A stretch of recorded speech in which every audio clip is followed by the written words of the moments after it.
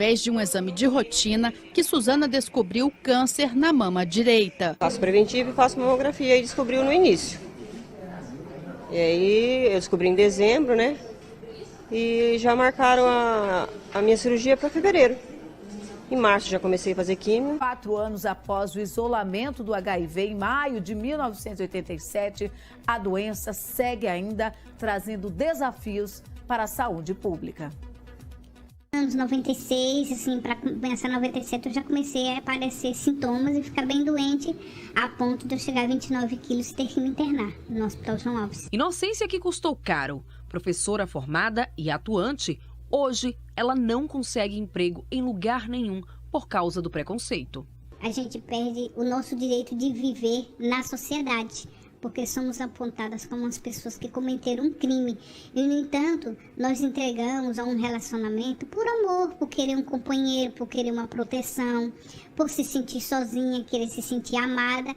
E, no entanto, o preço que nós recebemos é isso. É um diagnóstico de uma patologia sem cura, que fragiliza tanto o nosso organismo, o nosso corpo e o nosso direito de viver a vida. Porque as pessoas não aceitam, quando descobrem, sabem que você tem, não aceitam nem ao menos você para ser diarista em uma casa. A descoberta do vírus da AIDS completou 34 anos, mas os dados começaram a ser colhidos em 1987.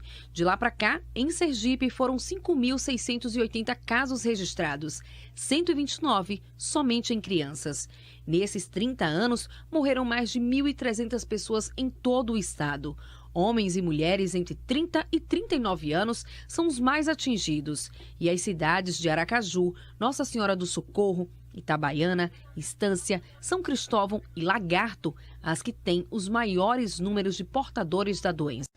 Um ferimento no pé é aparentemente simples e um diabetes mal controlado. Essa combinação pode trazer um desfecho trágico, a amputação do membro. É o chamado pé diabético. Em Teresina são registrados pelo menos 80 casos todos os meses só no Hospital de Urgência de Teresina e no Hospital Getúlio Vargas. Uma doença que pode ser evitada.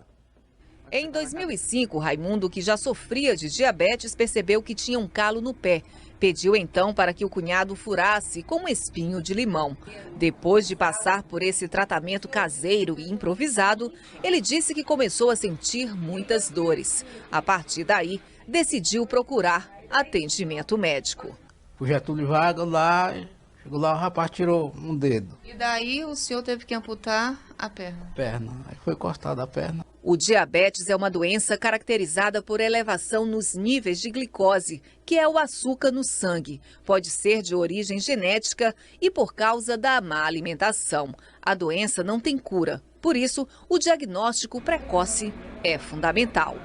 A doença diabetes, numa grande parte dos casos e durante algum tempo, ela é assintomática. Ou seja, eu não tenho sintomas que estou com a doença. É meramente uma alteração no exame de sangue.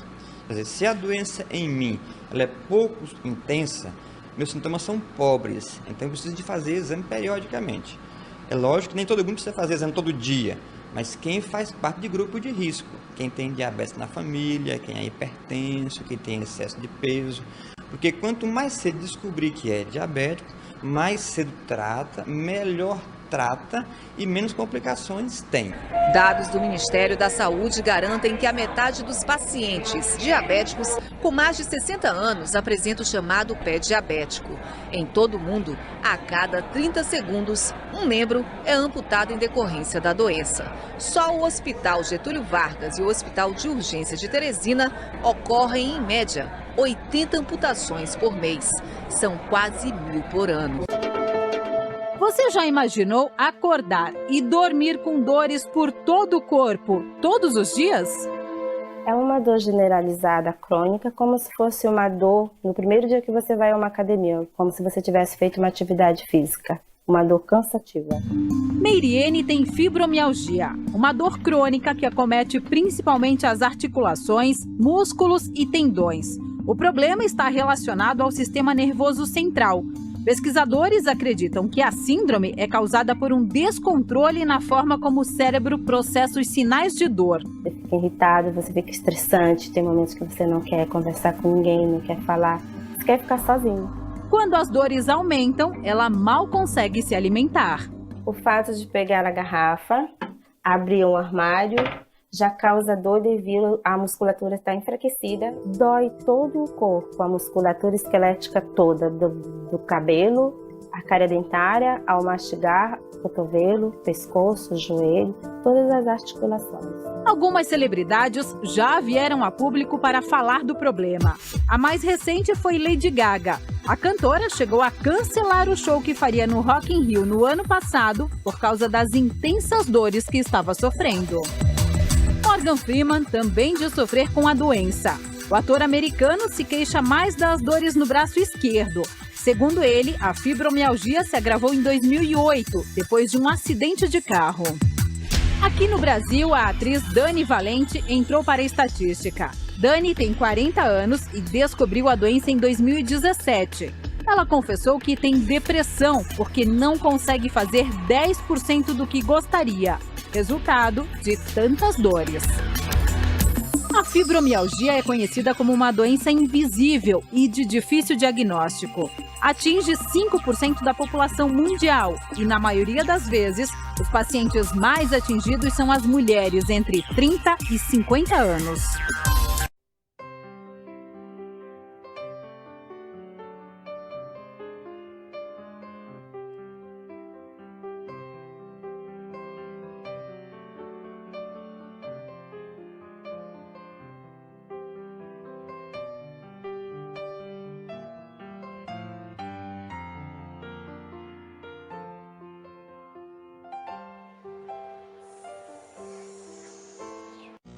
As doenças do coração são a principal causa de mortes no Brasil. Em segundo lugar está o câncer. Mas essa posição já se inverteu no Hospital do Servidor Público de São Paulo. E a tendência é que o mesmo ocorra no resto do país. Karina, auxiliar de enfermagem, 30 anos. Eunice, dona de casa, 79. Vidas tão diferentes com uma dor em comum. As duas estão com câncer. O câncer de dona Eunice é nos ossos. De cada 6 homens que chegam aos 50 anos, um vai ter câncer de próstata. Não é praga, isso é uma estatística. O câncer de próstata é muito prevalente entre os homens. E a partir dos 50 anos, nós começamos a ter uma incidência que vai crescer. Segundo a Organização Mundial da Saúde, 10% da população possui algum tipo de deficiência.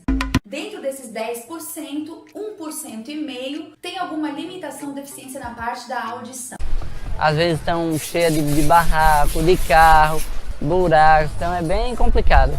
A questão das bocas de lobo, muitas vezes bocas de lobo elas ficam abertas nas ruas, então isso dificulta muito.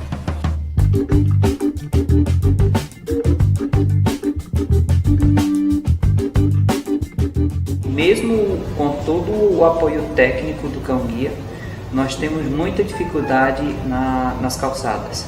Né? As calçadas deterioradas, as árvores que provocam a quebra